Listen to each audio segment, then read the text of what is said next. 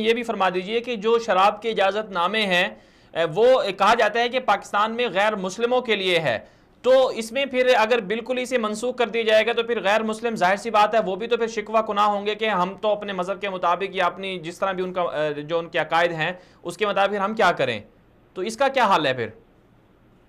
गुजारिश ये है कि पिछले साल सिंध हाई कोर्ट के चीफ जस्टिस साहब ने हेयरिंग की थी और सिंध हाई कोर्ट के अंदर बाकायदा उन्होंने गैर मुस्लिमों को बुलाया था और गैर मुस्लिम वहां पेश हुए और उन गैर मुस्लिमों ने कहा कि हमारे रिलीजन के अंदर, हमारे मजहब के अंदर इसकी कोई इजाजत नहीं है। आप खुद देखें कि पार्लियामेंट का ये हिंदू मेंबर पुकार पुकार करके कह रहा है कि गीता में उसकी इजाजत नहीं है, मज़ाहिब आसमानिया में उसकी इजाजत नहीं है, किसी मजहब के अंदर उसकी इजाजत नहीं है। खुद गैर मुस्लिम वो ये कहते हैं और बार बार कहते हैं। मुझसे जाती तौर पर कई दफा मुलाकातें कई कॉन्फ्रेंसों में हुई जिसमें मैंने उनसे पूछा कि भाई आप बताइए कि क्या आपके मजहब के अंदर, आपके पेशवाओं की नजर में, आपकी रूहानी जो तालीमात है उनकी नजर में इसका जवाब है? वो कहते हैं बिल्कुल जवाब नहीं है।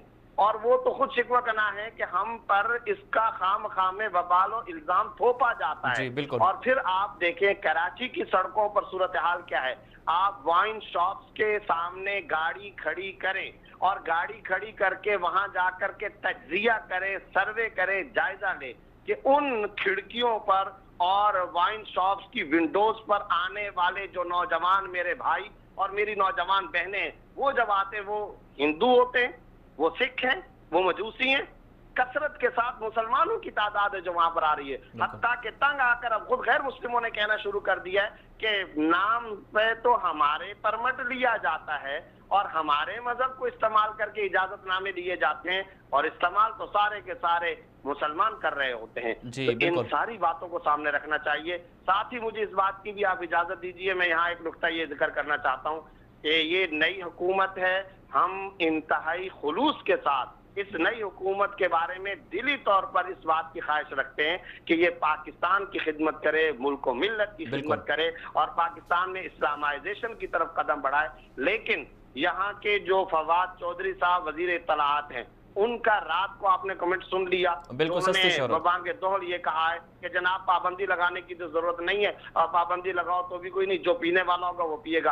तो फिर तो सवाल ये पैदा होता है कि आप चोरी पर भी पाबंदी न लगाएं, जिसने चोरी करनी होगी कर लेगा, बदकारी पर भी न लगाएं, जिसने बदकारी करनी होगी कर ले, कत्ल पर भी पाबंदी न लगाएं, जिसने कत्ल करना होगा कर ले, आप मनी लॉन्ड्रिंग पर भी ना, किसी भी जुर्म पर ना करें, क्योंकि जिसने करना होगा तो वो तो करेगा। आज तक कोई मुकन्निना का फर्द इस अंदाज में भी सोच सकता है? क्या ये भी कोई माइंडसेट है? क्या ये भी कोई सोच का तर्ज और अंदाज है? अंदाजा लगाइए किस तरह की बात की जाती है। तो मैं ये समझता हूँ काबिल मजम्मत है ये वतीरा और इंतहाई मजमूम तरीका है।